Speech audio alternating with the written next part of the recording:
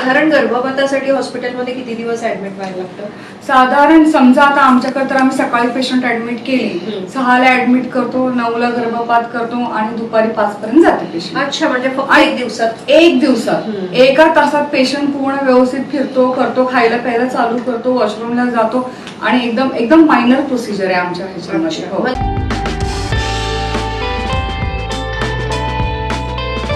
नमस्कार, मी डॉक्टर अस्मिता पालगावकर, महाराष्ट्र अंधश्रद्धा निर्मूलन समिती सोलापूर शहर शाखेमार्फत जागर स्त्री आरोग्याचा या अभियानांतर्गत आपण आज एका तज्ज्ञ डॉक्टरांची, गायनेकोलॉजिस्टची आपण मुलाखत घेणार आहोत. आपल्याला या ज्या मुलाखतीसाठी तज्ज्ञ लाभलेले आहेत त्यांचं नाव आहे डॉक्टर दीपिका चिंचोळी, ज्या महानगरपालिकेच्या डफरीन हॉस्पिटलमध्ये प्रमुख स्त्रीरोग तज्ज्ञ म्हणून कार्यरत आहेत. या आपल्याला लाभलेल्या आहेत. या MBBS DNB आणि प्रसूतीशास्त्र व स्त्रीरोग शास्त्रामध्ये PG त्यांचं झालेलं आहे. तर त्यांचं मी खूप हार्दिक स्वागत करते. विषय आपला असा आहे की असुरक्षित गर्भपात, की या समस्येमुळे भारतामध्ये दर दिवशी कमीत कमी 10 महिलांचा मृत्यू होतोय आणि अशा पद्धतीने भारतामध्ये दरवर्षी असंख्य महिला या कारणामुळे मृत्युमुखी पडत असताना हा महिलांसाठीचा एक अत्यंत गंभीर जी समस्या आहे त्याच्याबद्दल आपण माहिती जाणून घेतली पाहिजे. शास्त्रीय दृष्टिकोनातून त्या सगळ्या विषयावरती आपण जर समजा विचार केला तर आपण कुठेतरी, मला वाटतं, समाजामध्ये या ज्या काही समस्या आहेत त्याच्यावरती आपण उपाय शोधू शकू आणि बऱ्याच अंशी महिलांना मदत करू शकू. आणि म्हणूनच अंधश्रद्धा निर्मूलन समिती कायमच समाजामध्ये असणाऱ्या महिलांसाठी, इतर सर्वच घटकांसाठी, समाजासाठी कायम आरोग्यासाठी, मानसिक आरोग्यासाठी, शारीरिक आरोग्यासाठी विविध उपक्रम राबवत असते. तसाच आजचा ह्या अभियानामधला हा पण एक कार्यक्रम. आपण खूप स्वागत आहे या अभियानामध्ये, तुम्ही सामील झालात त्याबद्दल मी आपली हार्दिक आभार व्यक्त करते. आणि डॉक्टर नरेंद्र दाभोळकर यांची पुस्तकांचा एक संच मी तुम्हाला सप्रेम भेट देते आमच्या शाखेमार्फत. तुमचं पुन्हा एकदा खूप खूप स्वागत. मॅडम ज्या आहेत त्या 2003 साली त्यांनी MBBS डिग्री घेतलेली आहे. त्याच्यानंतर 2009 साली त्या प्रसूतीशास्त्र व स्त्रीरोगशास्त्र या विषयामध्ये त्यांचं पोस्ट ग्रॅज्युएशन झालेलं आहे. 2017 ते 19 साली त्यांनी DNB डिग्री सुद्धा घेतलेली आहे. यशवंतराव चव्हाण मेमोरियल हॉस्पिटल पुणे येथे त्या सिनियर रजिस्ट्रार म्हणून कार्यरत सुद्धा होत्या. श्रीमती काशाबाई नवले मेडिकल कॉलेज आणि जनरल हॉस्पिटल पुणे येथे सुद्धा त्या अनेक वर्ष कार्यरत. District and gynaecological ultrasound and fetal heart monitoring या विषयामध्ये सुद्धा त्यांचं प्रशिक्षण झालेलं आहे मुंबई येथे. नो स्कॅल्पेल वॅस्कोटॉमी या विषयामध्ये सुद्धा त्यांचं प्रशिक्षण झालेलं आहे municipal corporation of greater Mumbai public health department येथे. लॅप्रोस्कोपिक सर्जरीमध्ये त्यांना फेलोशिप सुद्धा मिळालेली आहे. रिप्रोडक्टिव्ह मेडिसिन मध्ये सुद्धा त्यांना फेलोशिप मिळालेली आहे. अशाच पद्धतीची अजून एक फेलोशिप त्यांना गायनॅक कॉस्मेटॉलॉजी मध्ये सुद्धा मिळालेली आहे. ओपन इंटरव्हल ल्युबॅक्टॉमी मध्ये 2021 चा संपूर्ण उस्मानाबाद जिल्ह्यामधून त्यांना प्रथम पारितोषिक मिळालेलं आहे. तुमचं खूप खूप अभिनंदन मॅडम. अशा आज आपल्याला खूप चांगल्या एक्सपर्ट लाभलेल्या आहेत. मॅडमची जितकी ओळख करून देता येईल तेवढं कमीच आहे. तरी काही राहिलं असेल तर मॅडम तुम्ही ऍडिशनल सांगितलं तरी चालेल. स्पर्श इथे काम करत होते टिल 2021. त्याच्यानंतर मी इकडे सोलापूरला आले आणि यशोदा हॉस्पिटलमध्ये 1 वर्ष होते आणि आता सध्या मी डफरीन हॉस्पिटल म्हणजे अहिल्याबाई होलकर इथे प्रमुख स्त्रीरोग तज्ज्ञ म्हणून मी कार्यरत आहे आज सध्या. आणि माझे काही प्रायव्हेट हॉस्पिटलला पण मी बऱ्याचशा जॉईन आहे. आणि मी असंही ऐकलंय की तुम्ही बऱ्याच ग्रामीण भागामधल्या महिलांच्या, अनेक महिलांच्या ज्या डिलिव्हरी आहेत तुम्ही मोफत पूर्णपणे केलेल्या आहेत. ती सुद्धा अगदी सांगण्यासारखी गोष्ट आहे की कुठल्याही प्रकारचे आर्थिक हेवा न ठेवता, आर्थिक लाभ विचारात न घेता त्या मेडिकल क्षेत्रामध्ये इतक्या कार्यरत असल्यामुळे त्यांचं खरोखर खूप कौतुक आणि आज तुम्ही आम्हाला वेळ दिलात याच्यासाठी पुन्हा एकदा तुमचे आभार. तर मला वाटतं आपण आजच्या मुलाखतीला सुरुवात करूया. Sure. तुम्हाला अजून काही नाही, इट्स ओके. मला असं म्हणायचंय की मी जेव्हा स्पर्श रुग्णालयामध्ये काम करत होते हम्म. ते खूपच इंटिरियर प्लेस होतं. तिथं अच्छा. पॉप्युलेशन वॉज ओनली 5000 हो आणि त्या क्षेत्रामध्ये एक सुद्धा गायनेकोलॉजिस्ट नव्हतं. मी एकटीच हो. गायनेकोलॉजिस्ट होते आणि कुठलाही एक जवळचं गायनेकोलॉजिस्ट नंतर 35 किलोमीटर हवे होतं बापरे. आणि कुठलंही टर्शरी केअर सेंटर म्हणजे 70 किलोमीटर हवे होतं. सो इट वॉज खूप डिफिकल्ट होतं मला त्या सिच्युएशनमध्ये. 3 वर्ष मी काम केलेलं आहे बऱ्यापैकी सक्सेसफुली मी तो पार केलेला आहे. मला ते 3 वर्षात मी कमीत कमी 2000 तरी मी सीझर केलेली आहे कमीत कमी. बापरे. आणि 2000 सीझर केलेले आहे. त्याच्यानंतर बरेचसे हिस्टेक्टॉमीज झालेले आहेत. कमीत कमी 100-150 हिस्टेक्टॉमीज मी केलेले आहेत आणि कुटुंब नियोजन ऑपरेशन झालेलं आहे केलेले आहेत. 2021 साली मी कमीत कमी 400 एका वर्षात केलेली होते. त्याच्यावर मला हा फर्स्ट प्राइज भेटलेला आहे पूर्ण उस्मानाबाद डिस्ट्रिक्टमध्ये. खूपच So, छान.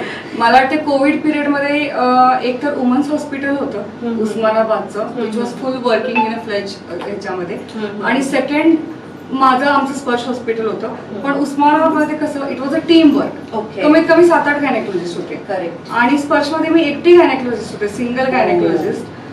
वुमन्स नंतर आमचं स्पर्शचं सेकंड नंबर होतं. हो. So I really feel good and proud also की मी एवढ्या इंटिरियरमध्ये वर्क केलं आणि इतक्या साऱ्या महिलांना मी जेवढं फ्री ऑफ कॉस्ट सर्व्हिस देऊ शकते तेवढं मी खूप दिली. छान, खूप आणि छान. आता सध्या मी आता डफरीनमध्ये कार्यरत आहे. म्हणजे मॅडमनी हजारो महिलांचे मोफत प्रसूती त्यांनी केलेल्या आहेत. ही खरोखर खूप कौतुकास्पद गोष्ट आहे Thank you. मॅडम. तुमच्या सामाजिक कार्याला आमचा खरोखर सलाम. आजच्या विषयाला आपण सुरुवात करूया.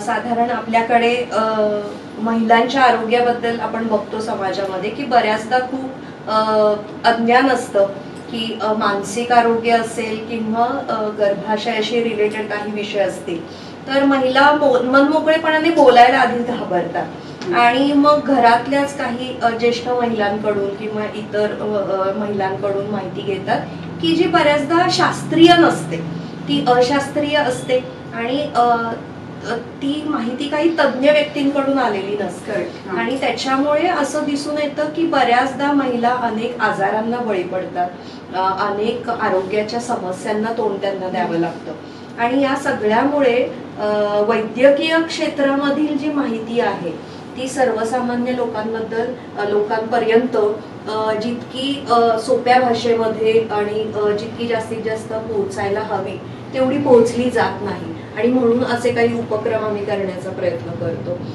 तर आजचा आपण जो विषय घेतलेला आहे की असुरक्षित गर्भपात ही याची संख्या महाराष्ट्रामध्येच नाही तर भारतामध्ये सुद्धा खूप मोठ्या प्रमाणावर आहे. हे अनेकदा असं होतं की विवाहित स्त्रियांना सुद्धा ती जी प्रेग्नन्सी असते ती लादलेली असते की त्यांनी जरी काही गर्भनिरोधक गोळ्या घेतल्या असतील किंवा काही गर्भनिरोधनासाठी काही केली असतील साहित्याचा वापर सुद्धा तरी सुद्धा काही वेळेस असं होऊ शकतं की प्रेग्नन्सी राहते आणि मग अशा वेळी जर समजा प्रेग्नन्सी राहिली आणि मग नवऱ्याची साथ नसेल, सासू सासऱ्यांची साथ नसेल, कुटुंबाची साथ नसेल, आई वडील सगळेच जण आहेत कोणत्याही कुटुंबामधले आणि मग अशा वेळी ती महिला खूप एकटी पडते आणि मग जर ती अशा वेळी मानसिक शारीरिक दृष्ट्या सक्षम नसेल त्या मातृत्वासाठी तर तिला गर्भपात करायचा असतो. परंतु अशा वेळी कुटुंबाची साथ नसल्याने ती जास्त खचून जाते. दुसरी गोष्ट समाजामध्ये सुद्धा हा एक खूप वेगळा विचार असतो की गर्भपात करणं म्हणजे एक जीव मारणं, खून करणं अशा पद्धतीच्या कुठेतरी भावना असतात आणि या सगळ्यामुळे मला वाटतं आपल्या समाजामध्ये खूप मोठा टॅबू आहे या विषयासंदर्भात की ज्याच्यामुळे मोकळेपणाने बोललंही जात नाही आणि म्हणूनच आज आपण या विषयावरती गप्पा मारूयात. तर आपण सुरुवातच या साध्या सोप्या प्रश्नापासून करूयात की नेमकं गर्भपात म्हणजे काय आणि मग आपण जेव्हा अनेकदा हा शब्द वापरतो की असुरक्षित गर्भपात आणि सुरक्षित गर्भपात, अनसेक्युअर्ड अबॉर्शन्स खूप होताना दिसतात. तर मग ते नेमकं काय आहे, अबॉर्शन किंवा गर्भपात म्हणजे नेमकं काय आणि मग त्याच्यामध्ये सुरक्षित गर्भपात कोणता आणि असुरक्षित गर्भपात कोणता? अच्छा. पहिला मी तुम्हाला सांगते गर्भपात म्हणजे काय. गर्भपात म्हणजे जेव्हा स्त्री गरोदर होते आणि तिचा गर्भ 20 आठवड्यामधला किंवा 500 ग्रामपेक्षा कमी गर्भाचं वजन असेल आणि ती जर ती स्वतः खाली केली किंवा ऑटोमॅटिक ते खाली झालं तर त्याला आपण गर्भपात असे म्हणतो ऍक्च्युली. आणि सुरक्षित म्हणजे असुरक्षित म्हणजे सेफ आणि अनसेफ आपण MTP किंवा अबॉर्शन असं म्हणतो. तर सेफ म्हणजे काय आहे की ती ट्रेन डॉक्टरकडे जाऊन तिने गर्भपात करत आहे आणि ऑथराइज गव्हर्नमेंट सेंटरमध्ये तिचं गर्भपात होत आहे. तर दिस इज कॉल्ड एज सेफ गर्भपात. अनसेफ म्हणजेच असुरक्षित म्हणजे एकदम त्याच्या अपोजिट की बाबा ती कुठल्या तरी क्वॅककडे जाऊन करते. क्वॅक म्हणजे जो ट्रेन नाहीये, त्याला काही जास्त माहिती नाहीये किंवा नर्स किंवा एनी म्हणजे who is posing like a doctor किंवा मी doctor and I am having the knowledge, पण त्याला तो अर्धवट नॉलेज आहे आणि आपण करूया आणि ते सेंटर जो करतोय तो रेकॉग्नाइज नाहीये किंवा तिथं काही कॉम्प्लिकेशन झाले असतो तो तिथं मॅनेज नाही करू शकत आणि centre is not recognise. So that's त्याच्यामुळे हा जो आहे त्याला आपण अनसेफ गर्भपात असं म्हणतो या अबॉर्शन असं म्हणतो. ओके. मग अनेकदा हा जो गर्भपात केला जातो तर याच्या मागची कारणं काय काय असतात? कारण हो तसं तर खूप सारे कारणं आहेत पण सगळ्यात मेजर म्हणजे 12 आठवड्यामधलं जो मेजर सगळ्यात कारण आहे तो आहे जेनेटिक फॅक्टर म्हणजे अनुवंशिक घटक ज्याला म्हणतो. तर अनुवंशिक घटक हा कुठल्या जास्त पेशंटमध्ये दिसून येतो मोस्टली जेव्हा खूप सारे रिलिजन किंवा कल्चरल बॅकग्राऊंडमध्ये नात्यात लग्न होतं एक मामाच्या भाची सोबत किंवा आत्याच्या मुलासोबत. तर अशा वेळेस काय असतं की जो राहणारा जो गर्भ असतो त्याच्यामध्ये जेनेटिक ॲबनॉर्मॅलिटी असते आणि तो राहतानाच तो गर्भ व्यवस्थित नाही राहत, खराब राहतो आणि त्याच्यामुळे ते गर्भपात होतात. तर मोस्टली 50% जे गर्भपात होतात 12 आठवड्यामधले त्याचं एकच कारण आहे mostly that is called as genetic factor. तर हा मधल्यामध्ये जो लग्न आपण जो करतो किंवा रिलेशन मध्ये लग्न करतो तर त्यामुळं या गोष्टीसाठी त्यांनी टाळायला पाहिजे. बरोबर आहे. अन्यथा अनेकदा मामाच्या मुलाशी कधी कधी मामाशीही होतो. आमच्याकडे खूप सारे पेशंट होतो की मामाशी होतो, आत्याच्या मुलाशी होतो, असे बरेच असे आहेत. आणि बरेच लोक विचारतात की मॅडम हमारा रिलेशन में नहीं है पर आमच्या दोघांचं ना ब्लड ग्रुप सेम आहे. मग काय होतं म्हटलं नाही ब्लड ग्रुप सेम असल्याने काही होत नाही पण जेनेटिक फॅक्टर सेम नसायला पाहिजे. दॅट इज द ओनली की ब्लड ग्रुप सेम असलं तर चालतं पण फक्त जे जीन्स आहेत ते तुमचे डिफरंट ह्याच्यामधले असायला पाहिजे. त्याच्यामध्ये जेनेटिक जो हा कारण आहे तो एक निघून जातो. बरोबर. दुसरं म्हणजे आहे मोस्ट कॉमन म्हणजे एंडोक्राईन किंवा मेटाबॉलिक फॅक्टर्स म्हणजेच थायरॉइडचा आजार. जेव्हा थायरॉइडचा आजार कुठल्याही महिलेला होतो त्यावेळेस हार्मोनल इनबॅलन्स असतो. म्हणजेच हार्मोनल म्हणजे इस्ट्रोजन आणि प्रोजेस्टेरॉन असे जे दोन मेन हार्मोन आहेत ज्याच्यामुळे की प्रेग्नन्सी व्यवस्थित राहते. तर हार्मोन थायरॉइड थोडासा वर खाली झाल्यामुळं हार्मोनल इश्यू होतो आणि त्याच्यामुळे गर्भपात जास्त होतात. अच्छा. किंवा ज्या महिलाचं शुगर आहे ज्यांना शुगर आहे किंवा आता येणार तिला शुगर आता इन फ्युचर तिला येणार आहे किंवा तिला फॅमिली हिस्ट्री आहे शुगरची अशा पेशंटमध्ये महिलांमध्ये गर्भपात जास्त बघितला जातो. तर समजा तुम्हाला कोणाला हिस्ट्री आहे की बाबा माझ्या आई वडिलांना शुगर आहे किंवा आपल्या सगळ्यांना शुगर आहे तर तुम्ही कमीत कमी एक चेकअप तरी करायला पाहिजे. एक शुगरचं तर आपण करतोच पण एक HbA1c म्हणून एक टेस्ट असतं ज्याच्यामध्ये तुमचे मागचे 3 महिन्यामध्ये तुमच्या बॉडीमध्ये शुगर लेवल कसा होतो तो सांगतो. म्हणजे तो समजा असा ऍक्च्युली त्याचं कट ऑफ पॉईंट 5.4 आहे पण समजा 6 किंवा 6.5 असलं तर इन फ्युचर तुम्ही रिस्क आहे की तुम्हाला शुगर होऊ शकतं का डायबिटीज होऊ शकतं. तर अशा वेळेस तुम्ही तो टेस्ट करून ज्यांना फॅमिली हिस्ट्री असते तो टेस्ट करून तो कसं कंट्रोलमध्ये आणायचा काय नाही तर त्यासाठी तुम्ही तो प्रॉपर सल्ला घ्यावा लागतो. अच्छा. बरोबर. हे आहे वैद्यकीय सल्ला अत्यंत महत्वाचा आहे. त्याच्यानंतर विकासाचे घटक म्हणू शकतो आपण किंवा त्याच्यामध्ये असं असतं की गर्भपिशवीच व्यवस्थित विकसित होत नाही. बऱ्याच वेळेस गर्भपिशवी छोटी असते त्याचा साईज छोटा असतो. बऱ्याच वेळेस गर्भपिशवीमध्ये एक पडदा असतो. बऱ्याच वेळेस त्याला जे नळी असतात गर्भपिशवीला 2 नळी असतात ज्याला आपण फॅलोपियन ट्यूब असं म्हणतो तो कधी कधी ट्यूब कनेक्टेड नसतो. कधी कधी जे अंडाशय असतात प्रत्येक महिलेला 2 अंडाशय असे असतात तर ते अंडाशयामध्ये कधी कधी एगच फॉर्म होत नाही किंवा अंडे फॉर्म होत नाही. तर हे काही विकासाचे घटक असतात. किंवा गर्भपिशवीचं जो तोंड आहे तो तोंड पण एकदम लेंथने ऍक्च्युली 2.5 सेंटीमीटर किंवा 3 सेंटीमीटर असायला पाहिजे. बऱ्याच जणांचं एखाद्या वेळेस 2 सेंटीमीटर असू शकतं किंवा पिशवीचं तोंड मोठा असतो. तर अशा वेळेस गर्भपात व्हायचे चान्सेस जास्त असतात. आणि आपल्याकडे नाही पण वेस्टर्न ह्याच्यामध्ये जे महिला स्मोकिंग करतात किंवा ड्रिंकिंग करतात त्यांच्यामध्ये सुद्धा तुम्हाला जास्त गर्भपात पाहायला मिळतात. असे बरेच कारण आहेत ते तुम्हाला थोडेसे सांगितले मी. नाही बरोबर. परंतु ज्यांचा गर्भ ओके आहे परंतु त्यांना गर्भपात करायचा आहे की जसं ती प्रेग्नन्सी नको असेल त्या महिलेला, अशी पण अनेक केसेस तुमच्याकडे येतात. मग अशा वेळी जास्त कारण कुठली दिसून येतात त्यांना? नाही, तर पेशंट जर विलिंग नाहीये, कधी गर्भच व्यवस्थित राहतो, गर्भामध्ये काही प्रॉब्लेम नसतो, पण त्यांना खूप काही कारणामुळे त्यांना ती प्रेग्नन्सी नको असते. का म्हणलं तर पहिलं माझं आता तर बाळ आता 8 महिन्याचं आहे, आता 1 वर्षाचाच आहे, मग मी कसं करू, किंवा माझं एज्युकेशन कम्प्लीट नाही झालेलं आहे, मला आता सध्या नको, माझ्याकडे दुसरी रिस्पॉन्सिबिलिटी जास्त आहे. तर असे हे बरेच कारण असतात.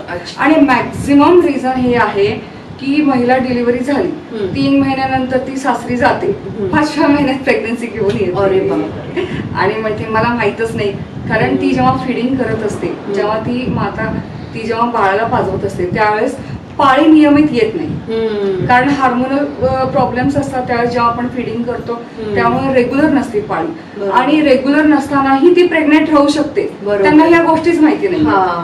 आणि बऱ्याच आणि बरेच वेळेस ते म्हणतात की नाही, मागच्या प्रेग्नन्सी मध्ये ना मला तर 1 वर्षांनी पाळी आली म्हणून आम्ही चेकच नाही केलं, आणि आता चेक केलं तर ते 5 महिन्याचं असते किंवा 4 महिन्याचं असते. असे आम्हाला केसेस जास्त दिसून येतात. म्हणजे डिलिव्हरी नंतर सुद्धा तुम्ही काळजी घेतली पाहिजे कंपल्सरी, नाहीतर गर्भधारणा राहू शकते. त्याच्यामुळे आपल्या इंडियाच्या गव्हर्नमेंटने एक हे केलं होतं, स्कीम हे केली होती की बाबा तुम्ही डिलिव्हरी झाल्याच तुम्ही तांबी बसवा. ओके. त्याच्याने काय होतं की हे 4 ते 5 महिन्याचा जो पिरियड असतो तर तो तरी निघून जातो आणि तो सेफ राहतो, म्हणजे महिला परत प्रेग्नेंट राहत नाही. पण आपल्याकडे जो तुम्ही टॅबू म्हणल्याचं काय ना, अरे तुम आपने तांबी बिठाया, वो मेरा थैली से ऊपर चला गया तो मैं कैसे करूंगी. नाही, आम्हाला ते टोचतेच, आम्हाला त्रासच होते, दुखते. आम्ही जेवढ्या पेशंटला घालतो ते 3ऱ्या महिन्यात येतेच पेशंट की नाही तुम्ही तांबी काढाच आमची, कारण आम्हाला तांबीमुळेच प्रॉब्लेम व्हायला लागलो. आणि म्हणतात की नाही, आमच्या घरात एक नातेवाईक होती, तिची ती पिशवीमधून सरकून पोटात गेली. असं काही होत नाही, like very rare 0.1% like perforate होऊन जातात, पण खूप कमी. तर हजारो लाखोंमध्ये एक केस आहे. मग त्यासाठी तुम्ही एवढ्या सगळ्या महिलांना हे नाही करू शकत. इव्हन गोळ्यांबद्दल सुद्धा बऱ्याच लोकांमध्ये फार टॅबू असतो, मला वाटतं की त्याच्यामुळे वजन वाढतं, त्रास होतो वगैरे. तोही असतो. तर तेच तुम्ही प्रॉपर सल्ला घ्यावा लागतो. आणि हा जो ग्रे पिरियड आहे ना, मला वाटते हा त्यांनी जर कव्हर केला, काही डिलिव्हरी झाल्यानंतर 1 वर्षाचा जो मधला जो ग्रे पिरियड आहे त्यांनी जर ते कव्हर केला तर गर्भपात एकदम कमी होऊन जाईल. बरोबर. हे मोस्टली सगळे ह्याच्यासाठीच येतात.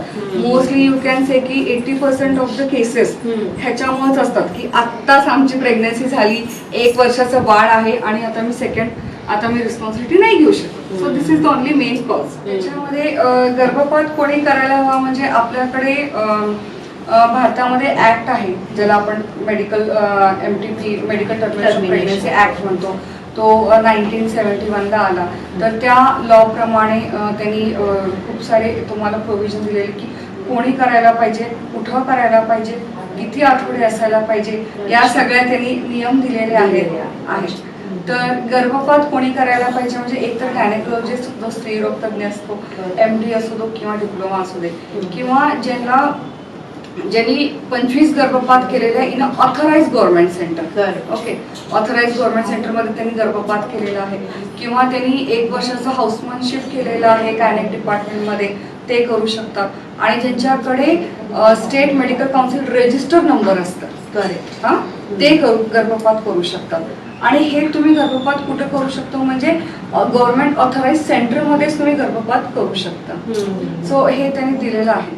अच्छा, अगदी बरोबर आहे. अन्यथा आपण बऱ्याचदा बघतो की महिला ती गोष्ट लपवण्यासाठी, तो विषय लपवण्यासाठी किंवा अनेकदा काही नर्सेस कडून गर्भपात करून घेतात. करेक्ट.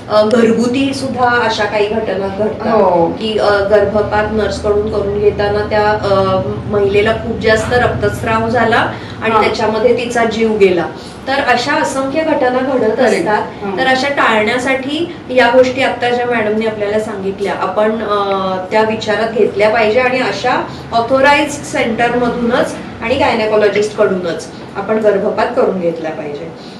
त्याच्यानंतर तुम्ही मगाशीच सांगितलं किती आठवड्यापर्यंत गर्भपात करता येतो, तर ते अजून थोडस डिटेल मध्ये सांगता येईल? हा, actually according to act of like 1971 जो ऍक्ट होता, तर त्याप्रमाणे तुम्ही 20 आठवड्याच्या मध्ये गर्भपात करू शकता. अच्छा. हा, तर ते 2 टप्प्यामध्ये त्यांनी डिवाइड केलेलं आहे. एक तर 12 आठवड्यापेक्षा कमी आणि 12 ते 20 आठवडे.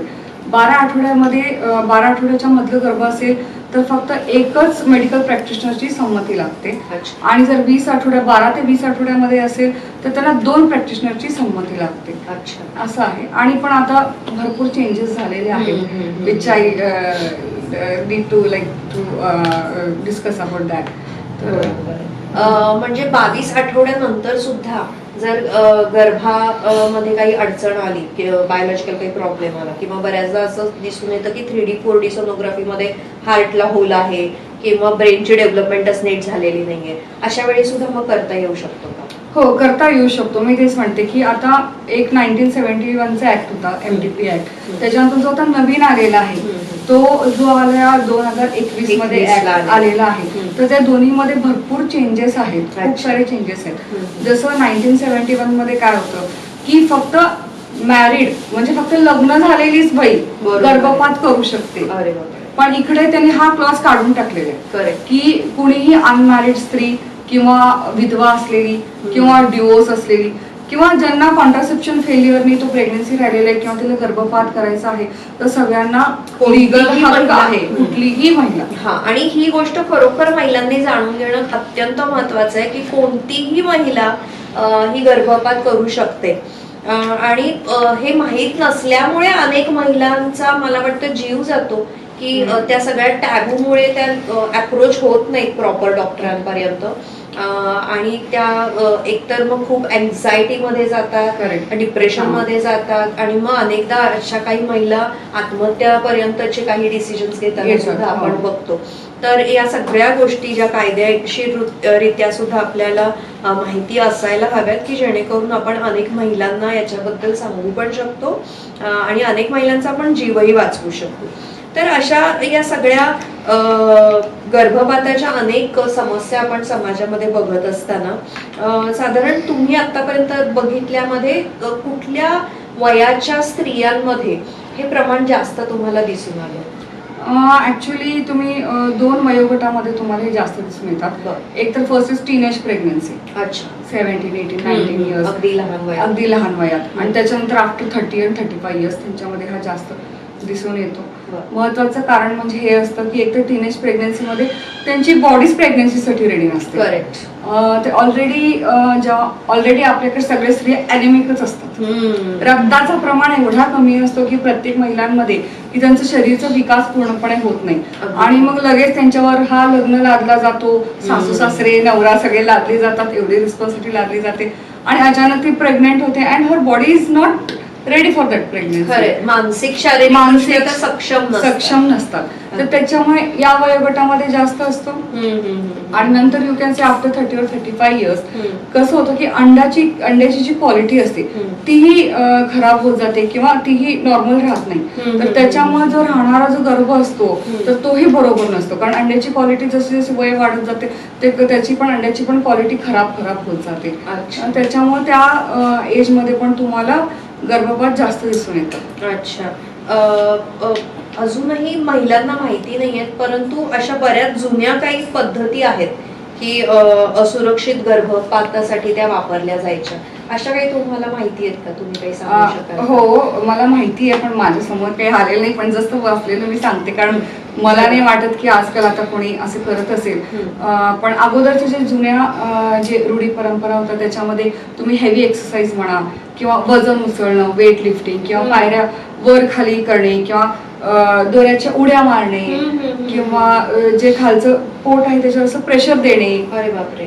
किंवा गरम पाणी पोटावर घालणे, हा, हा. आणि तुमचं जे प्रायव्हेट पार्ट्स आहे त्या प्रायव्हेट पार्ट्स मध्ये तुम्ही मिरची पावडर अरे बापरे. किंवा ब्लीच आणि प्लांट पॉइझन्स, बापरे. जे हे लोकल अबॉर्टिफिशियंट एजंट्स आहेत तर त्याच्याने हे प्रयत्न करायचे. हे या सगळ्यामधून खरोखर गर्भपात होतो का? ते झालं तर मे बी होत असेल, पण त्यावेळेस कॉम्प्लिकेशन भरपूर होत असतील पेशंटला. आणि मला वाटतं यामुळे जीव सुद्धा बऱ्याच वेळेस सगळ्यात डेंजर म्हणजे मी तुम्हाला ते सांगते की बरेच पेशंटच्या गर्भाच्या पिशवीमध्ये ते तार किंवा वायर असतं, ते इंट्रोड्यूस करून गर्भपात करायचा प्रयत्न करायचे ते लोक. अशा वेळी अगदी ती पिशवी फाटायची आणि पिशवी फाटून इन्फेक्शन, आतडे सुद्धा फाटण्याचे अरे चान्सेस बापरे. असायचे. आणि अशा पेशंट म्हणजे काय इन्फेक्शन होऊन ब्लिडिंग होऊन डेथ वगैरे ह्याचे भरपूर चान्सेस असायचे त्या काळामध्ये, असं मी पण ऐकले गेली आहे. काही सांगता येत नाही. मला वाटतं अजूनही ग्रामीण भागांमध्ये अशा काही गोष्टी घडतही असतील की जिथे स्त्रियांना लवकर वैद्यकीय सुविधा उपलब्ध होत नसतील किंवा या विषयाबद्दल त्यांना माहिती नसेल आणि प्रॉपर डॉक्टरांकडे जाऊ शकत नसतील. अशा वेळेस मला वाटतं अजूनही होत असण्याची असतील, मे बी असतील, पण माझ्या बघण्यात तरी अजून नाही, माझ्या बघण्यात तरी काही आलेलं नाही आहे. पण हे सगळे जुन्या पद्धती होते. पण आता मला वाटतंय जरा स्त्रिया पण थोडा भरपूर एज्युकेटेड आहे बऱ्यापैकी, and they can easily access the nearest hospital. अनेकदा असं म्हटलं जातं की गोळ्या खाऊन सुद्धा करता येतो गर्भपात. हो, करता येतो. आपण त्याला मेडिकल अबॉर्शन असं म्हणतो. अच्छा. हा, तर जर 7 आठवड्यामधलं म्हणजे 49 डेज मधला जर गर्भ असेल तर त्या गोळ्याने आपण अबॉर्शन सक्सेसफुली करू शकतो. अच्छा. जुन्या पद्धतींमध्ये ती सुद्धा एक पद्धती आहे का की पपई खूप खातात आणि त्याच्यामुळे उष्णता होऊन अबॉर्शन हे खरं आहे का? बरेच असू शकतं, मला जास्त ह्याच्यामध्ये नॉलेज नाहीये ऍक्च्युली. अच्छा. परंतु ते शास्त्रीय नाहीये. म्हणजे ही सुद्धा एक अंधश्रद्धा असू शकते. कारण या अनेक अशास्त्रीय पद्धती अवलंब केल्या जात होत्या आधीच्या काळामध्ये गर्भपात करण्यासाठी. तर जसं आपण या विषयाबद्दल बोलतोय तसंच बऱ्याचदा समाजामध्ये गर्भपाताबद्दल खूप जास्त टॅबू आहेत. कारण एखादा जीव मारणं म्हणजे एखाद्या त्या बाळाचा पण खून करतोय, गर्भपात करतोय म्हणजे असं म्हटलं जातं. किंवा मग त्या स्त्रीला दोषी मानलं जातं की तिने जर गर्भपात केला असेल तर मग तू किती चुकीचं केलंयस, तू खून केलायस, एका जीवाचा तू हात केलायस वगैरे, अशा बऱ्याच पद्धतीने तिला दोष दिले जातात. तर एकंदर मानवी हक्क, स्त्रियांचे हक्क या दृष्टिकोनातून या विषयाबद्दल तुम्हाला काय वाटतं? आणि खरोखर गर्भपात करणं चुकीचं आहे या स्टेटमेंट बद्दल तुम्हाला काय वाटतं? बरेच रिलिजन मध्ये किंवा बरेच समाजमध्ये असं हे धोरण आहे की बाबा देवाने दिलं आहे ना, मग तुम्ही ते राहू द्यावं, नाहीतर कशाला तुम्ही जीव घेता कुठल्याही जे जन्मलेलं नाही त्याचं पाप कशाला आपण घ्यायचं. हे असं पण एक टॅबू आहे. पण एकंदरीत मला काय म्हणायचंय की गर्भ ठेवायचे किंवा नाही ठेवायचं हे पूर्णपणे त्या स्त्रियाचं डिसिजन आहे. एकदम तिचा डिसिजन आहे. लास्ट अँड लास्ट फक्त तीच एक आहे इम्पॉर्टंट की फक्त तिचं डिसिजन आपण फायनल मानायला पाहिजे. अगदी खरी गोष्ट आहे. त्याच्यामुळे बऱ्याचदा असं होतं की तो फक्त तिचा डिसिजन असतो, परंतु अनेकदा असं पण होतं ना मॅडम की ती हॉस्पिटलमध्ये जाते अबॉर्शनसाठी म्हणून आणि डॉक्टर म्हणतात की घरच्यांची संमती आणा किंवा नवऱ्याची सही लागेल, आणि मग ते त्या कारणामुळे तिचा करत नाहीत. किंवा मग अशा वेळी नेमकं स्त्रियांनी काय करावं? नाही ऍक्च्युली हे कसं आहे, पहिला मे बी होत असेल पण आता असं नाहीये. फक्त कन्सेंट साईनवर फक्त आणि फक्त त्या स्त्रीची सिग्नेचर लागते. नवरा, आई वडील, सासू सासरे, पार्टनर कोणाची सिग्नेचर लागत नाही. हे खूप महत्वाचं आहे आणि हे स्त्रियांनी मला वाटतं समजून घेणं जास्त महत्वाचं आहे की फक्त तुमच्या एका सहीवर गर्भपात होऊ शकतं. फक्त एकच कन्सेंट लागतो, तो आहे मात्र तुमच्याकडनं. तुम्ही तयार असेल तर आम्ही पुढे तयार आहे. हो, नाहीतर अनेकदा स्त्रियांना वाटतं की नवऱ्याची सही आणावी नाही सांगतात. नाही किंवा आई इव्हन तुमचं इव्हन आता आजकाल असं आपल्याकडे गव्हर्नमेंटने हे केलं की हम्म. इव्हन कुटुंब नियोजनाला सुद्धा हो. नवऱ्याची सही नाही लागत. बरोबर. फक्त पेशंटची सही लागते, अगदी. अजून कोणाचीच सही नाही लागत. नाही, कारण फक्त स्त्री डिसाईड करू शकते किंवा मला पुढे मुलं पाहिजेत का नाही पाहिजेत, अगदी खरं. आणि हे ठेवायचे का नाही ठेवायचंय, अगदी खरं. हा फक्त तिचाच डिसिजन आहे. नाही, ही खूप महत्वाची गोष्ट आहे. आणि हे आता सर्व काही कायद्याने स्पष्टपणे सांगितलेलं आहे की कोणतीही स्त्री ही गर्भपात करू शकते आणि हा पूर्णपणे तिचा स्वतंत्र निर्णय असतो. आणि त्याच्यामुळे स्त्रियांनी असे निर्णय घेताना घाबरून न जाता सुरक्षित ठिकाणी रजिस्टर्ड दवाखान्यांमध्येच गायनेकोलॉजिस्ट कडूनच गर्भपात करून घेतले पाहिजेत. यानंतर आपण पुढच्या प्रश्नाकडे वळूयात की बऱ्याचदा या गर्भलिंग परीक्षणामुळे सुद्धा गर्भपात होतात का, की आता असे सुद्धा काही केसेस दिसून यायला लागलेले आहेत आणि त्याच्यामुळे गर्भपात करण्यावरती एक परत वेगळा दृष्टिकोन पण लोकांचा पडतोय की हे चुकीचं आहे, गर्भलिंग परीक्षण केलं जातं, मग ती मुलगी आहे का मुलगा आहे. ऑब्व्हियसली हे पूर्णपणे चुकीचंच आहे. गर्भलिंग परीक्षण चाचणी हे पूर्णपणे चुकीची आहे. पण हा बऱ्याच काही ठिकाणी होत असतील, मला त्या गोष्टींचा नॉलेज नाहीये, पण मी पण ऐकले की बाबा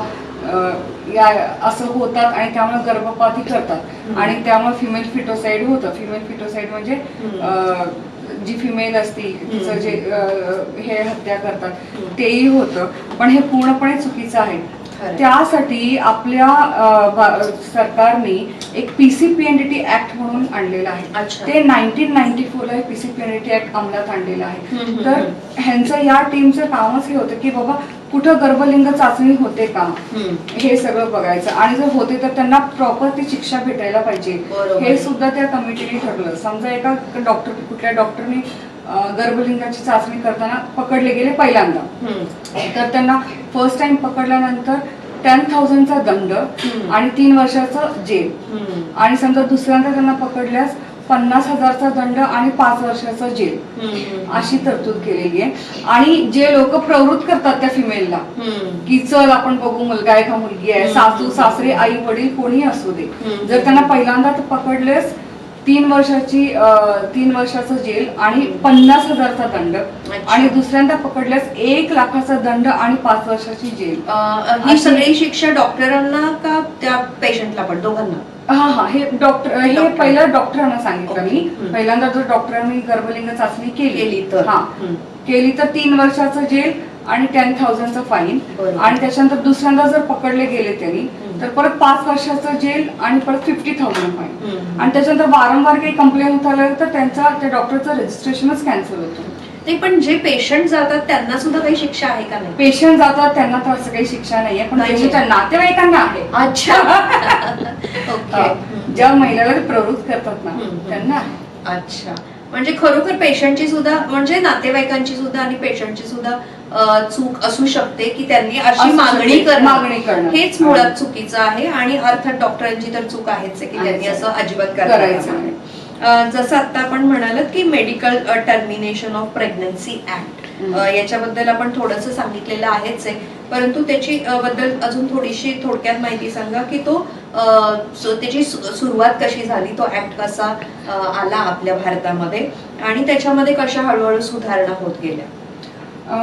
ऍक्च्युली कसं आहे, आपला जो ऍक्ट आला, जो MTP ऍक्ट आला भारतामध्ये, तो 1971 ला आला. त्याच्या अगोदर भारतामध्ये परिस्थिती काही चांगली काही एवढी व्यवस्थित नव्हती. पण मला वाटते की 1960 मध्ये जे अबॉर्शन आहेत ते एका 15 कंट्रीमध्ये लिगल झालं. ओके. 1960 मध्ये. मग त्यावेळेस आपले जे ministry of health and family welfare जे इंडियाचे होते त्यावेळेस ते अलर्ट झाले किंवा 15 देशामध्ये त्यांनी लीगल केलेलं आहे आणि आपण पण ह्याच्याबद्दल विचार करायला पाहिजे. तर 1964 मध्ये त्यांनी एक शांतीलाल शहाची कमिटी निर्माण केली. की बाबा तुम्ही स्टॅटिस्टिक्स आणा, तुम्ही डाटा आणा की आपल्या भारतामध्ये किती गर्भपात होतात, वर्षाला किती होतात, किती अनसेफ आहेत, किती सेफ आहेत, किंवा माता मृत्यूचं किती प्रमाण आहे, हे सगळं त्यांना कमिटीला हा टास्क दिला.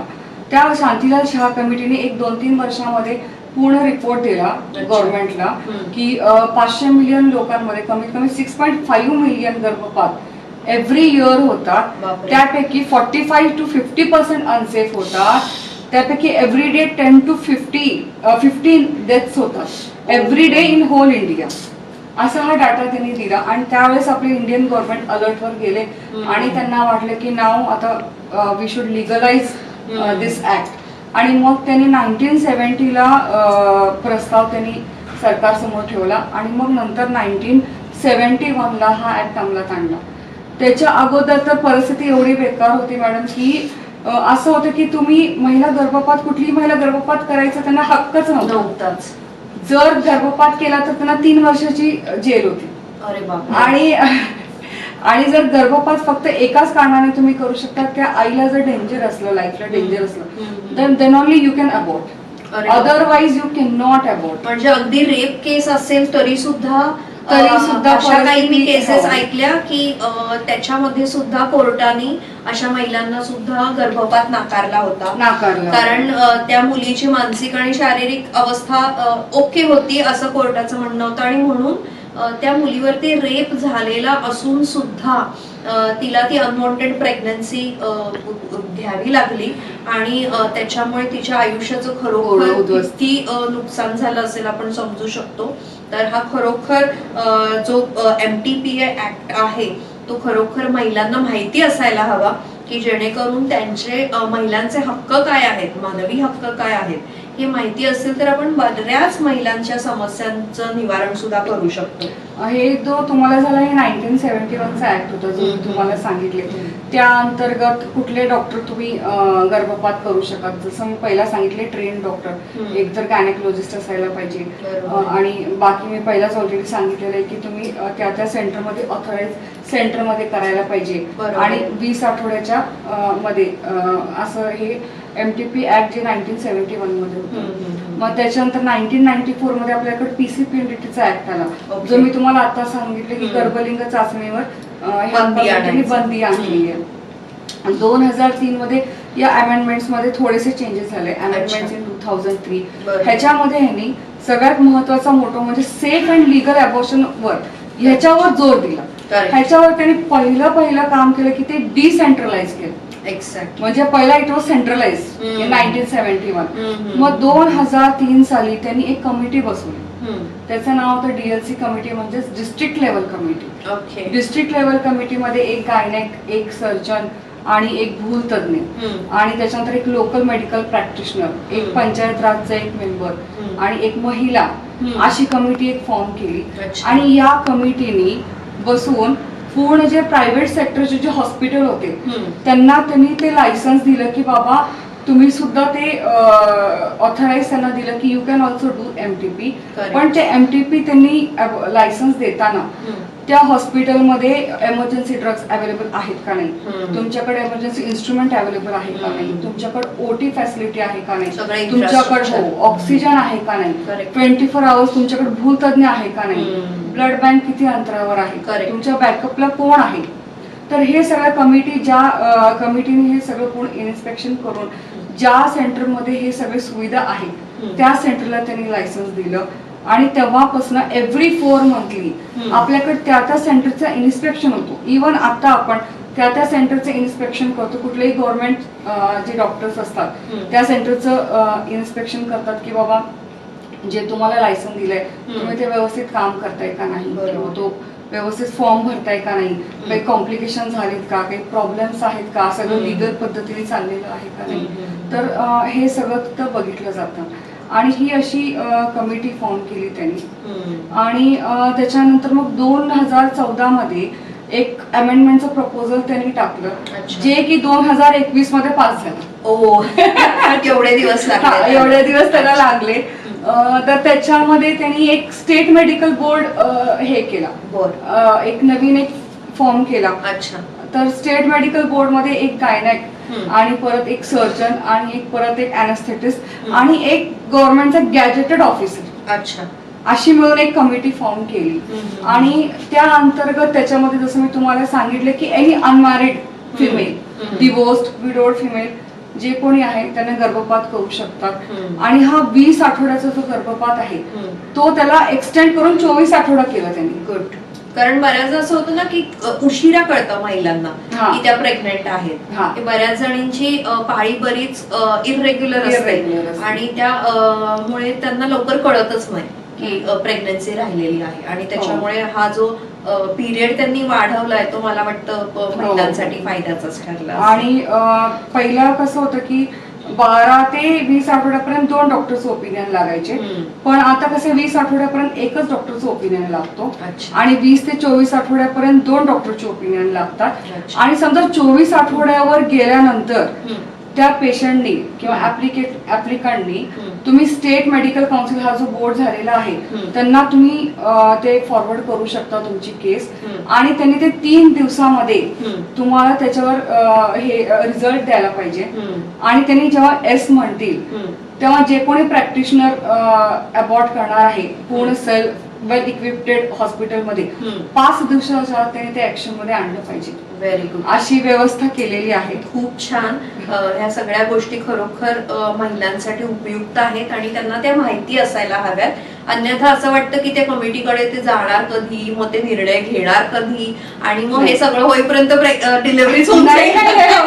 म्हणूनच त्यांना ते एवढंसं लिमिट दिलेलं आहे की within 3 days you have to respond. Otherwise ती कमिटी असण्याचा उपयोगच नाही. त्याच्यामुळे हे खरोखर टाइम लिमिट त्यांना देणं आणि या सगळ्या गोष्टी असणं खूप गरजेचे आहेत आणि त्याच्यामुळे हा खूपच चांगला ऍक्ट आहे जो प्रत्येक महिलेला माहिती असायला. अजून मॅम 2 महत्वाचे याच्यामध्ये चेंजेस केलेले आहेत. जसं पहिला होतं की रजिस्टर्ड मेडिकल प्रॅक्टिशनर एमटीपी करू शकत होता, पण आता त्यांनी तो वर्ड बदलून त्यांनी रजिस्टर्ड हेल्थ केअर प्रोव्हायडर असा हा केलेला आहे. म्हणजे फक्त आता गायनेकोलॉजिस्टच नाही, अच्छा, Ayush doctors, Unani doctors, homeopathic doctors सुद्धा ह्याच्यामध्ये इन्क्लुडेड आहेत. कारण त्यांचं काय म्हणणं आहे की पेशंटचा रेशो जास्त आहे आणि डॉक्टर्स कमी पडतात. त्याच्यामुळे त्यांनी हा बेस जो आहे तो एक्सटेंड केला की जेणेकरून तुम्ही होल पॉप्युलेशन तुम्ही कव्हर करू शकता. नाही, खरोखर महिलांचा याच्यामध्ये किती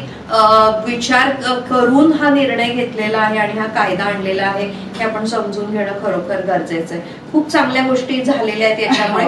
तरी सुद्धा तुम्हाला असं काही वाटतं का की याच्यामध्ये अजून काही सुधारणा होणं गरजेच्या आहेत किंवा अजून एक इम्पॉर्टंट सांगते त्यांनी चेंज केलेला आहे तो म्हणजे confidentiality. Correct, this is more important. खूप खूप जास्त इम्पॉर्टंट आहे की एवढा कॉन्फिडेन्शियल हा रिपोर्ट असतो आमच्याकडे. जी महिला गर्भपात करते तिच्या नवऱ्याला जर ती म्हणली की माझ्या नवऱ्याला सांगू नका, तर ते सुद्धा जो प्रायव्हेट ठेवला जाईल, कोणालाही त्याचं काही कळणार नाही, डिटेल्स कळणार नाही की बाबा ही आमच्याकडे आली आणि तिनं अबॉर्शन केलं आणि त्याचे डिटेल्स सगळे कॉन्फिडेन्शियल असतील. आणि जर हा कॉन्फिडेन्शियल ब्रेक झाला तर त्या डॉक्टरला 1 वर्षाचं कैद आहे. खरोखर हा MTPA ऍक्ट इतका चांगला आहे महिलांसाठी आणि याच्याबद्दल महिलांना माहिती होणं गरजेचं आहे. कारण बऱ्याचदा याच्याबद्दल माहिती नसल्यामुळे महिला अनेक समस्यांना तोंड देतात आणि त्याच्यामुळे अगदी जीव गमावण्यापर्यंत त्यांच्याकडे ती वेळ येऊ शकते. आणि त्याच्यामुळे आपण या विषयाबद्दल आज सगळ्यांना मार्गदर्शन करताय ते खरोखर आम्ही आपले खूप आभारी आहोत. मॅडम, आपण जसं आपण म्हणत होतो की गर्भपातासाठीचे ह्या अनेक वेगळ्या वेगळ्या गोष्टी विचारात घेणं गरजेचं आहे, त्याच पद्धतीने मला असं विचारायचं की साधारणपणे गर्भपातासाठी खर्च किती येत असतो? कारण अनेकदा असं होतं की महिलांना गर्भपात करायचा असतो परंतु त्याच्यासाठी खर्च किती येईल आणि मग माझ्याकडे पैसेच नाहीये, मग मी काय करू किंवा मग कुठून मग त्याची सोय करू, अशा सारखे अनेक प्रश्न असतात. तर याबद्दल थोडंसं मार्गदर्शन करा. आपल्याकडे खूप सारे गव्हर्नमेंट हॉस्पिटल आहेत, महानगरपालिकेचे हॉस्पिटल आहेत, सिव्हिल हॉस्पिटल आहेत. इकडं अबॉर्शन, गर्भपात वगैरे हे सगळे 24 आठवड्यापर्यंत फ्री आहेत. ओके. पण जर तुम्हाला प्रायव्हेट सेक्टरमध्ये किंवा प्रायव्हेट हॉस्पिटलमध्ये जर तुम्हाला करायचं असेल तर खर्च जसा आठवडे वाढत जातात, गर्भाचे आठवडे, तसा तुमचा खर्च पण वाढत जातो. कारण रिस्क पण तेवढाच असतो, तेवढंच तुम्हाला मॅन पॉवर लागतो किंवा भूल, औषधं हे सगळं वाढत जातात. त्याप्रमाणे तुमचा खर्च पण वाढत जातो. अगदी खरं. त्याच पद्धतीने खर्च साधारण किती पर्यंत येऊ शकतो? कमीत कमी ते जास्तीत जास्त थोडंसं तुम्ही जर 12 आठवड्याच्या जर प्रायव्हेट सेक्टरमध्ये गेला 12 आठवड्याच्या मध्ये असेल तर एक 10 पर्यंत येऊ शकतो. 10,000. 10,000. अच्छा. त्याच्या पुढे मात्र मग तुमचा खर्च वाढू शकतो डिपेंडिंग आपण पेशंटचं कंडिशन कसं आहे किंवा तिचं हिमोग्लोबिन कसं आहे, तिचं बाकीचे ब्लड रिपोर्ट्स कसे आहेत किंवा किती आठवडे बाकी आहेत, मेडिकल इश्यूज बाकी मेडिकल इश्यूज कसे आहेत, त्याप्रमाणे थोडंफार कमी जास्त होतं. अच्छा. साधारण गर्भपात करत असताना धोके काय काय असू शकतात? कुठल्या धोक्यांना महिलांना सामोरं जावं लागतं? तसं तर ऍक्च्युली खूप सेफ पद्धतीने ऍक्च्युली आपण गर्भपाताचा हा प्रोसिजर करतो. पण असं काही नाही की कॉम्प्लिकेशन होतात जाणून बुजून नाही, पण ते एक 1% 5% चान्सेस असतात की कॉम्प्लिकेशन होतात. तर बऱ्याच वेळेस ना गर्भपिशवीला छिद्र पण पडू शकतो. कधी कधी इनकम्प्लीट अबॉर्शन होऊ शकतो, म्हणजे कधी कधी अर्धवट राहतं. कधी कधी गर्भ एवढा छोटा असतो की तो जो पिशवी साफ करताना तो सुटून जातो कधी. तर त्याच्यामुळे पेशंटला भरपूर ब्लिडिंग पण होऊ शकतो, पेशंटला अॅनिमिया होतो, पेशंटला त्याच्यानंतर इन्फेक्शन पण होऊ शकतो. तर असे काही हे आहेत त्याचे कॉम्प्लिकेशन्स आहेत. असे अनेक वेगवेगळे धोके असू शकतात. पण सहसा ऍक्च्युअली सेफ असतं, असं काही एवढं घाबरण्याचं काही कारण नाही. खूप कमी चान्सेस आहेत ऍक्च्युली. 1000 मध्ये तुम्ही किंवा लाखोंमध्ये 1% जरी म्हणला तरी तुम्ही चालेल. अच्छा. म्हणजे मग सुरक्षित गर्भपात करण्यासाठी पूर्णपणे वैद्यकीय सल्ला घेणं, ट्रेन डॉक्टर आणि ऑथराइज गव्हर्नमेंट सेक्टर मध्ये करणं हा सगळ्यात इम्पॉर्टंट आहे.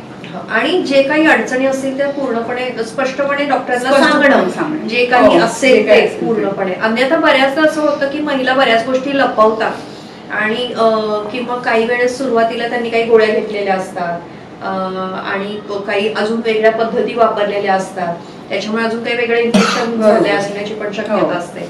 तर या सगळ्या गोष्टी पूर्णपणे डॉक्टरांना मनमोकळेपणाने सांगितल्या पाहिजेत. तर मला वाटतं आपण जास्तीत जास्त जे धोके आहेत ते आपण टाळू शकतो. तर अशा पद्धतीने महिलांनी या सगळ्या गोष्टी विचारात घेतल्या पाहिजेत की जेणेकरून त्यांना बरेच पेशंट काय करतात की आमच्याकडे येतात की आम्ही त्या मेडिकल वाल्यांनी गोळ्या दिलं, आम्ही ते खाल्लं गर्भपात करण्यासाठी, मग तो अजून ब्लिडिंग चालूच आहे, 1 महिना झाला की अंगावर आमचं चालूच आहे. मग त्यावेळेस मग पेशंटला आम्ही सोनोग्राफीला पाठवतो, त्यात कळतं की बाबा अर्धवट तुमचं खाली झालेलं आहे गर्भ, त्यामुळे पेशंटला कंटिन्युअस ब्लिडिंग पण आहे. तिला अशा वेळेस इन्फेक्शन आणि अॅनिमियाचे चान्सेस जास्त असतात, ब्लिडिंग होत राहतं. मग त्यावेळेस माझं एकच रिक्वेस्ट आहे की तुम्ही असं कुठं पण काउंटरवर जाऊन घेण्यापेक्षा जर तुम्ही लिगली तुम्ही जर डॉक्टरकडे जाऊन गेलात किंवा कुठल्याही सेंटर ऑथराइज सेंटरमध्ये तुम्ही जर काउन्सिलिंगला गेलात तर तुम्हाला तिथं नक्कीच तुम्हाला तिथं मदत मिळेल. अगदी खरी गोष्ट आहे की जसं आपण म्हणतो की गर्भपात झाल्यानंतर सुद्धा काही काळजी घ्यावी लागत असेल, तर काय काळजी घ्यावी लागते गर्भपात झाल्यानंतर पण? ऍक्च्युली गर्भपात जे असते तो जो प्रोसिजर आहे ज्याला आपण MTP जे करायचं म्हणतो, खूप छोटं procedure actually. Just 10 to 15 minutes लागते, काही जास्त वेळ नाही लागत. 12 आठवड्याच्या मध्ये असलं तर एक 10 मिनिटात तो ऑपरेशन होऊन जातो आणि फक्त 20 ते 24 आठवडे असलं तर तो कालावधी जरा मोठा असतो. तर सहसा एक हे मायनर प्रोसिजर आपण आमच्या भाषेत म्हणतो, सर्जनच्या भाषेमध्ये. तर काळजी घेण्यासारखं असं काही गरज नाही आहे ऍक्च्युली, किंवा बेड रेस्ट वगैरे घ्यावं लागतं किंवा कुठल्या खाण्यापिण्यामध्ये काहीतरी हे करावं लागतं असं काही नाहीये. नॉर्मल रुटीन तुम्ही फॉलोअप करू शकता. फक्त 1 दिवस जर तुम्ही रेस्ट घेतला तर दॅट इज इनफ.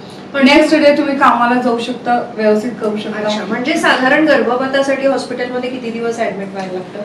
साधारण समजा आता आमच्याकडे तर आम्ही सकाळी पेशंट ऍडमिट केली, 6ला ऍडमिट करतो, 9ला गर्भपात करतो आणि दुपारी 5 पर्यंत जाते पेशंट. अच्छा, म्हणजे फक्त 1 दिवसात 1 तासात पेशंट पूर्ण व्यवस्थित फिरतो, करतो, खायला प्यायला चालू करतो, वॉशरूमला जातो आणि एकदम मायनर प्रोसिजर आहे आमच्या ह्याच्यामध्ये. मग नंतर काही गोळ्या औषधं, पेनकिलर, गोळ्या औषधे आपण अँटीबायोटिक्स देतो, गोळ्या औषध देतो. आणि महत्वाचं हे सांगतो की आत्ताच गर्भपात झालाय, परत गर्भधारण करून येऊ नको ताबडतोब. कमीत कमी 4-5 महिन्याचा तरी गॅप पाहिजे तुम्हाला. हे सगळ्यात महत्वाचं आहे. पण आपल्याकडे असे पेशंट असतात की हा आम्ही नाही येत, पण ते तसं काही नाही, परत 3 महिन्यांनी परत ते येतात. म्हणून आम्ही त्यांना तांबी बसवण्याचा सल्ला देतो. बरेच पेशंट ऍग्री होतात, बरेच पेशंट नाही होत. जेव्हा की आपल्याला गव्हर्नमेंटमध्ये सगळं फ्रीली अवेलेबल आहे. तुम्हाला जर प्रायव्हेट सेक्टरमध्ये काही खर्च येत असेल तर तुम्हाला गव्हर्नमेंट सेक्टरमध्ये गोळ्या अवेलेबल आहे, तुम्हाला तांबी अवेलेबल आहे, फ्री ऑफ कॉस्ट तुम्हाला डॉक्टर बसवून देतात, तुम्हाला इंजेक्शन्स अवेलेबल आहे. ऑल काइंड ऑफ सगळे जे गर्भनिरोधकचे जे सगळे उपाय आहेत ते पूर्ण गव्हर्नमेंटमध्ये फ्री ऑफ कॉस्ट आहे. इन स्पाइट ऑफ दॅट तुम्ही पेशंट हे सगळे अवेल करत नाहीत सर्व्हिसेस. बरोबर आहे. नाही, खरोखर महिलांनी या सगळ्या सुविधांचा लाभ घ्यायला पाहिजे. या संदर्भात असणारे कायदे जाणून घेतले पाहिजेत आणि सुरक्षित ठिकाणी रजिस्टर्ड हॉस्पिटलमध्येच डॉक्टरांकडूनच हे गर्भपात करून घेतले पाहिजेत. आणि मला वाटतं या महिलांचं काउन्सिलिंग सुद्धा होणं फार गरजेचं असतं की अगदी कशामुळे झालं इथपासून ते पुन्हा अशी अडचण त्यांना येऊ नये किंवा त्यांच्या आरोग्याच्या समस्या असतील, काही मानसिक समस्या असतील, या पुढे जाऊन येऊ नयेत म्हणून मग काउन्सिलिंग सुद्धा केलं जातं का मग अशा महिलांना? हो, काउन्सिलिंग केलं जातं. ज्यांना वारंवार अबॉर्शन होते, भरपूर वेळेस इन्फेक्शनचे वगैरे चान्सेस असतात, जेव्हा वारंवार जेव्हा अबॉर्शन होते त्यावेळेस काउन्सिलिंग केलं जातं. आणि त्यावेळेस तुम्ही कुठले कुठले ब्लड टेस्ट करायला पाहिजे, काय नाही करायला पाहिजे, आता पुढचं ट्रीटमेंट काय घ्यायला पाहिजे, ह्याबद्दल सगळं काउन्सिलिंग त्या महिलाला टाइमशीर त्या पद्धतीने दिलं जातं. अच्छा, धन्यवाद मॅडम. गर्भपाताबद्दल मॅडमने इतक्या सुंदर पद्धतीने आणि अगदी विस्तृतपणे आपल्याला माहिती सांगितली, त्याबद्दल खरोखर आम्ही आपले खूप आभारी आहोत. आता उपस्थित महिलांमधून सुद्धा जर कुणाचे काही प्रश्न असतील तर त्यांनी सुद्धा जरूर विचारावे. आपण मॅडमना प्रश्न विचारू शकतो. की 3 सिझेरियन झाले असतील एका महिलेचे, तर पुन्हा प्रेग्नन्सी राहिली तर गर्भपात करायचा असेल तर कितपत रिस्क आहे त्यामध्ये? जेवढे तुमचे सीझरचे नंबर जास्त आहेत, जेवढे सीझर जास्त होतात तेवढे गर्भपात करायचे रिस्क पण जास्त असतात. कारण कसं आहे, गर्भपात करताना तो जो पहिलाचा जो सीझरचा स्कार असतो तर ते रप्चर होण्याचे चान्सेस जास्त असतात गर्भपात करताना. त्यावेळेस त्या महिलाचा जीव धोक्यात असतो. आणि बऱ्याच वेळेस म्हणजे बऱ्याच वेळेस असं होतं की युट्रस रप्चर होता होता ते वाचतं. आणि त्याच्यामुळे आपण असे पेशंट जर पहिले 3 सीझर असले तर आपण टर्शरी केअर सेंटरमध्ये अशा महिलांचा गर्भपात करतो. आणि बऱ्याच वेळेस आपण हिस्टेक्टॉमीचा सुद्धा आपण त्यांच्याकडनं कन्सेंट घेऊन घेतो. हिस्टेक्टॉमी म्हणजे काही प्रॉब्लेम आला तर गर्भपिशवी काढून टाकावी लागते, ह्याचा कन्सेंट घेतला जातो. तर जेवढे तुमचे सीझर तेवढा तुमचं रिस्क जास्त. अर्थात तो मला वाटतं शेवटचा ऑप्शन ठेवत असाल तुम्ही की सगळ्यात शेवटचा ऑप्शन कॉम्प्लिकेशन झालं तर, पण रिस्क खूप जास्त असतं त्याच्यामध्ये. कारण इव्हन 3 सीझर सोडा 2 सीझर मध्ये सुद्धा आम्हाला इतकं रिस्क असतं की बऱ्याच वेळेस ब्लिडिंगच नाही. आणि पुरुषांची भूमिका तिच्या मिस्टरांची असेल किंवा इतर घरातली काय असायला पाहिजे किंवा काय असायला पाहिजे म्हणजे एक तर तिचा जो पार्टनर आहे किंवा तिचा जो नवरा आहे ऍक्च्युअली त्या स्त्रीला पूर्ण सपोर्ट दिला पाहिजे. त्यांनी तिचा निर्णय विचारला पाहिजे की बाबा तुला कंटिन्यू करायचंय का तुला गर्भपात करायचंय, आणि जर तू त्या प्रेग्नन्सीसाठी रेडी नाही तर मी तुझ्या सोबत आहे, चल आपण जाऊन गर्भपात करूया आणि एकदम सेफ लिगल पद्धतीने मी गर्भपात करूया. आणि तेच तिची फॅमिली मेंबर्स किंवा सासू सासरे सुद्धा या तिच्या डिसिजन मध्ये तिला साथ द्यायला पाहिजे. किंवा हे नाही की आता राहिलाय तर कशाला तू अबॉर्ट करती किंवा कशाला, आम्ही आहे ना सांभाळायला, हा पहिल्यांचा मूल आम्हाला दे आणि तू पोटातला गर्भ वाढव, असे त्यांना सजेशन देतात की सासू सासरे. पण मला असं वाटतं की शेवटचा निर्णय जो काय असेल तो तिचा असेल आणि तिचा नवरा आणि तिचे सासरचे किंवा तिचे आई वडील ते तिच्यासोबत ठामपणे खंबीरपणे बाजूला उभा असायला पाहिजे. That is the best role what I can say. अगदी खरं बोललात मॅडम. ही खूप गरजेची गोष्ट आहे. मला वाटतं की प्रत्येक स्त्रीला मानसिक आणि शारीरिक आधार जर समजा तिच्या नवऱ्याकडून मिळत असेल, सासरच्या लोकांकडून, पूर्ण कुटुंबाकडून जर मिळत असेल तर ती मला वाटतं आयुष्यामध्ये खंबीरपणे प्रत्येक गोष्टीला तोंड देऊ शकते, कोणत्याही समस्या असतील तर. आणि हा खंबीर आधार जो आहे तो प्रत्येक कुटुंबाने, प्रत्येक पुरुषाने स्त्रियांना दिला पाहिजे. हे अत्यंत महत्वाचा मुद्दा तुम्ही मांडलात. किती वेळा एखाद्या महिलेचा गर्भपात होऊ शकतो किंवा केला जातो, तुम्ही काय पाहिलं आहे किंवा किती? असं काही फिक्स नंबर नाहीये की तुम्ही कधी कधी कुठल्या कुठल्या महिलाचे 4 किंवा 5 पण होतात, पण हे 4 किंवा 5 जर ते स्वतःहून नाही करत ते ऑटोमॅटिक त्यांना प्रॉब्लेममुळे गर्भपात होतात. पण मला असं वाटतं की स्वतःहून महिला 2 पेक्षा जास्त गर्भपात करू नये, कारण त्यावेळेस पिशवीला सुद्धा आजार होतो किंवा पिशवीला सुद्धा प्रॉब्लेम पुढे जाऊन होऊ शकतात. तर असं काही फिक्स नंबर नाहीये पण की तुम्ही एवढ्याच वेळेस करू शकता किंवा एवढ्या वेळेस नाही करू शकत, असं काही नाहीये. मला वाटतं परत त्या महिलेच्या एकंदर तब्येतीवरती सुद्धा ते अवलंबून असेल की तिला किती सहन होतं किती सहन होते, काय त्याच्यावरती नाही. सुद्धा हा. या गोष्टी डिपेंड करत आहेत. मोस्टली जे फर्टाईल फिमेल असतात, फर्टाईल म्हणजे ज्यांना प्रेग्नन्सी राहते आणि त्यांना स्वतःहून खाली करायचं असतं, ते जास्तीत जास्त 2 वेळेस करतात खाली. त्याच्यापेक्षा जास्त ते नाही करत आणि लगेच त्यांना 2-3 मुलं झाले, मध्ये 2-3 खाली झाले की ते लगेच कुटुंब नियोजनचं ऑपरेशन करून टाकतात. पण 4 ते 5 अशा पेशंटमध्ये बघायला, जसं ते इनफर्टिलिटी किंवा बंधत्वाचा ज्यांना प्रॉब्लेम आहे, अशा पेशंटमध्ये हे केसेस जास्त बघायला भेटतात. तर त्यावेळेस असं काही लिमिट नाही आहे की बाबा तुम्ही 4च असेल पाहिजे, 5च असेल पाहिजे, डिपेंडिंग अपॉन द पेशंट. मी ऍटलिस्ट एका पेशंटचे 7 अबॉर्शन झालेले पाहिलेले आहे and after that she was having 1 successful pregnancy with the infertility treatment, जिचं आम्ही सिझर केलं लास्टला, पण ऑलरेडी 7 फेल झाले होते, त्याच्यामुळे लास्टला आम्ही सातत्याने ऑपरेशन केलं तर गर्भधारणेला काही अडचणी येतात का भविष्यामध्ये? एकदा केलं, दुसऱ्यांदा केलं, पुन्हा तिसऱ्यांदा करावी लागते? सातत्याने केलं तर प्रॉब्लेम येऊ शकतात. कधी कधी काय होतं, आपण जेव्हा गर्भपिशवी जेव्हा आपण साफ करतो तेव्हा बऱ्याच वेळेस काय होतं की गर्भपिशवीला मध्ये इजा होऊन ते गर्भपिशवी कधी मधल्यामध्ये चिटकू पण शकते आणि अशा वेळेस बऱ्याच पेशंटला गर्भधारणा होत नाही आणि गर्भधारणा झालं तर ते ऑटोमॅटिक अबॉर्ट पण होते. पण समजा त्या महिलेचं फॅमिली कम्प्लीट आहे तर तिला पाळी व्यवस्थित येत नाही, कारण पूर्ण गर्भपिशवी चिटकल्यामुळं पाळीचा जो अस्तर जो तयार होतो मध्ये, तर तो प्रॉपरली तयार होत नाही आणि म्हणून पाळी सुद्धा तिला अनियमित येते किंवा कंटिन्यू तिला स्पॉटिंग होत जातं. तर म्हणून जास्त पण आम्ही सजेस्ट नाही करत की बाबा 1-2च्या वर तुम्ही गर्भपात करायला पाहिजे स्वतःहून. नाही, खूप छान माहिती सांगितली मॅडम. मला वाटतं नवरात्री मधला हा खूप चांगला उपक्रम आपण महिलांसाठी राबवलाय की ज्याचा खरोखर समाजातील सर्व महिलांना उपयोग होईल. त्यांच्या आरोग्यासाठी आपण हा जो जागर करतोय आरोग्याचा, हा खरोखर मला वाटतं नवरात्रीतली एक देवीची पूजाच झाल्यासारखी होईल. त्याच्यामुळे आज आपण इथे उपस्थित राहिलात आणि आमच्या असंख्य प्रश्नांची अत्यंत मनमोकळेपणाने उत्तरं दिलीत, मार्गदर्शन केलं, त्याबद्दल मी आपली अत्यंत आभारी आहे. धन्यवाद. महाराष्ट्र अंधश्रद्धा निर्मूलन समितीने इथे बोलवून आज माझी मुलाखत घेतली व सुवर्ण संधी दिली की मी माझे विचार इथे मांडावे. एक खूप सुंदर त्याने माझ्यासमोर हा टॉपिक दिला जो म्हणतो आपण अबॉर्शन, गर्भपातचा टॉपिक दिला आणि मला असं वाटतं की मी थोडंफार तुमच्या मदतीला अशी थोडीफार माहिती मी तुम्हाला सांगितली आहे आणि I am very thankful to doctor Asmita Balgaonkar ज्यांनी मला ही सुवर्ण संधी दिली. त्याचसोबत बाकी सगळे क्र्यू किंवा टीम जे स्मार्ट सोलापूरकर सिटी चॅनलचे परशुराम आणि सरस्वती कोकणेचे आहेत आणि सिद्धार्थ परीट यांना सुद्धा मी धन्यवाद देते, ज्यांनी ही या मुलाखतीसाठी मला जे शूट केलं त्याबद्दल धन्यवाद.